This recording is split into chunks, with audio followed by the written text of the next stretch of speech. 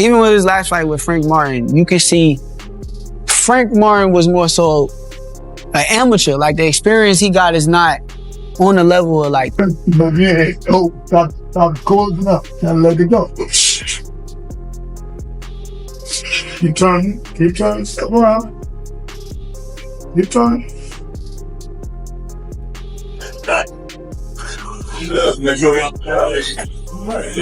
Don't shoot it.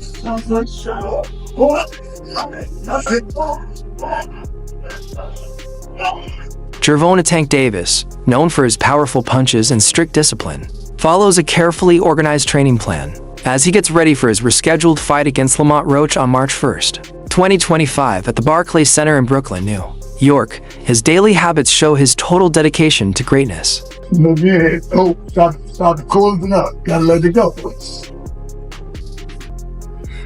Keep turning, step around. Keep turning.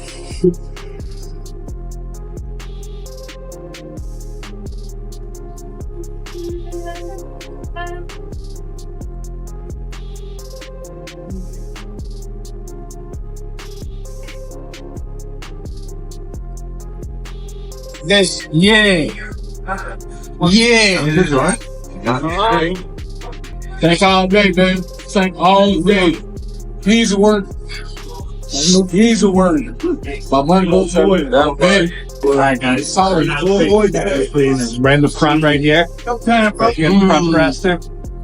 Easy work, Tank. Come on, back down here, please. Right here. The shoulder in your face. Back in the camera. Back. Go in the back. You don't even believe it, so. Right. Tank usually starts his day early, around 11 a.m., by drinking a full liter of water to wake up his system and stay well hydrated. After that, he does about 15 minutes of yoga and stretching to stay loose and flexible for the rest of the day. He avoids all distractions during this time, focusing completely on what's ahead.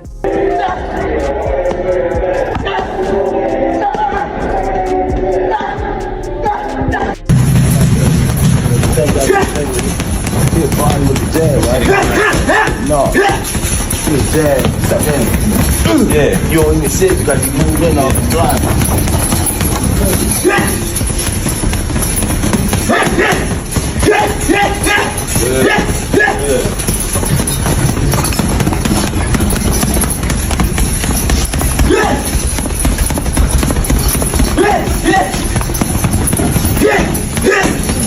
Next, Davis heads to the boxing gym for focused training. He begins with shadow boxing, putting in 3 rounds to sharpen his technique. Then, he works on his footwork with specific drills for balance and speed. He also spends 15 minutes jumping rope to build stamina and improve coordination.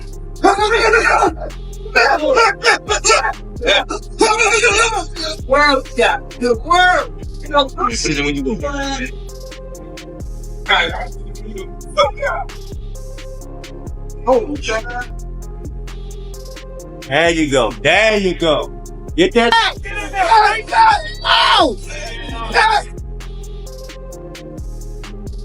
Good.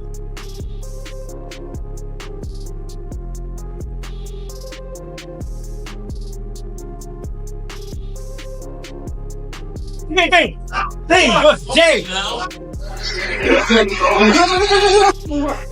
5, 4, 3, 2, 1. Afterward, Davis practices with a speed bag for rhythm and timing, uses the double-end bag to sharpen aim, and hits the heavy bag for strength. Each round lasts 3 minutes, with 1-minute breaks in between, designed to mimic real fight rounds and help him build endurance. Running, start running probably like, it's different times. I might don't feel like running in the morning. I might run at night. It all depends what fits you. Like, I'll run in the morning. If I don't, I'll run at night. Train probably like 2 or 3. If I want to do something again, I train at night. Or I run. And that'll be it. But when I'm in camp, I really don't go outside. Like, it's hard for me to go outside. So I just be in the gym and home. That's it. Like, I don't go nowhere. Okay. So I do it for myself. but I do it for the people with me. My whole family is from DC. My whole family, like my entire family. Don't bring them. Don't bring them. For what? Don't bring them. I'm telling you, they gonna celebrate with me. Yeah, don't bring them. It's gonna be a party on your floor. I'm gonna let y'all know something. His father was up here shaking on the what's the name? He was shaking on the Pops. On my kids, he was shaking on this. On my kids, he was shaking. Don't never, say, bro. That's cap. A critical component. A key part of Davis's routine is partner work with his trainers. They run him through punching combinations to improve attack skills and work on defense reactions. He does head movement drills to dodge hits and counter-punching drills to strike back quickly. Other drills like timing, distance control, and angle changes are included to complete his technical development. People just go away and be... But you specifically? Me? First of all, I get a camp house, out here. Like day one in the camp, I start running probably like, it's different times. I might don't feel like running in the morning. I might run at night. It all depends what fits you. Like, I run in the morning. If I don't, I'll run at night. Train probably like 2 or 3. If I want to do something again, I train at night. Or I run. And that'll be it. But when I'm in camp, I really don't go outside. Like, it's hard for me to go outside. So I just be in the gym and home. For a very, very big moment. What is your normal day-to-day like at this time of a camp? I'm also a night person, but I might go to sleep probably around like 3 to 4. Probably wake up probably like 11, get my run in, and then eat, probably lay back down, and then wake up probably like 6 or 7 and get my night workout in. Damn, so you're doing 2 a days. Davis recently spoke about Tyson Fury's strange training habits. Fury is known for doing things his own way, and his latest ritual caught the attention of many. When Davis was asked about it, he reacted with surprise and a smile, saying that while every boxer trains differently, Fury's method was truly unexpected. A lot of boxers do weird things during camp. What? I've heard like Tyson Fury said he saw 7 times a day. What? Because he wants to keep his like testosterone going. And then Marquez, when he was training to fight Floyd, he would drink his own pee. Do you have anything that you like to do during camp, like to help you get into that mode? Nah. Not like that. Nah, I think he probably be bull crapping. Like, you think so? Yeah. He said it's like a scientific thing because like he feels like it gets his testosterone level and he can then carry that into the ring and like be the toughest version of himself. Man. Sex make you weak. No legs. Yeah. It make you That's weak. what I thought. Yeah. You have no legs after that. I don't know. Crazy, bro. It makes it impressive. If he does actually do that and then is the fighter that he is, that's impressive. He's freak nasty. That's some real... Tank's training is closely managed by his longtime coach, Calvin Ford, who has played a big role in building his career.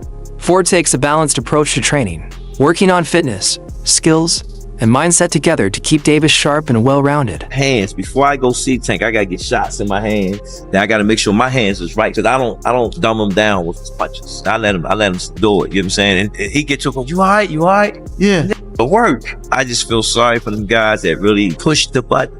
Martin pushed the button. Y'all see how it went out.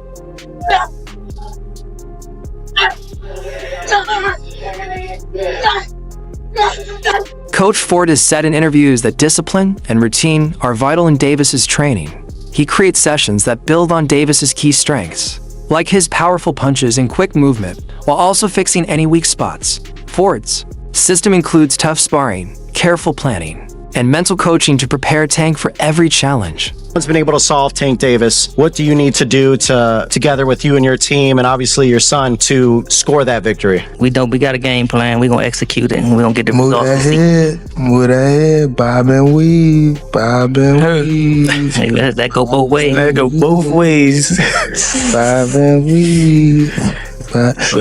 Tank, what is Lamont gonna learn March 1st inside that ring here at Barclays Center? Bob and weave, bob and weave. You got bob and weave. He's in what? You got bob and weave, chop, bob and weave. The upcoming fight between Davis and Roach has sparked arguments in the boxing community. Some say this match looks more like a business event than a real challenge.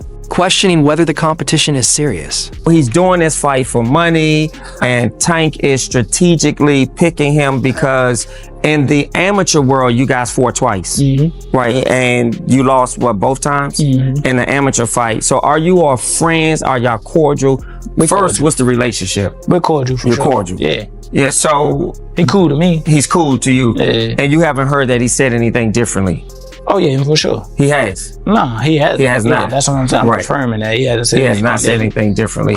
So does it confirm people's suspicion that he purposefully picked you, not only because you're cordial, but because he believes he's gonna knock you out? Critics believe Davis picked Roach because he thinks he's easy to beat. On the flip side, they say Roach only agreed to the fight for the money, not because he truly wanted a tough opponent. Purse, and then you walk away with a nice piece of change.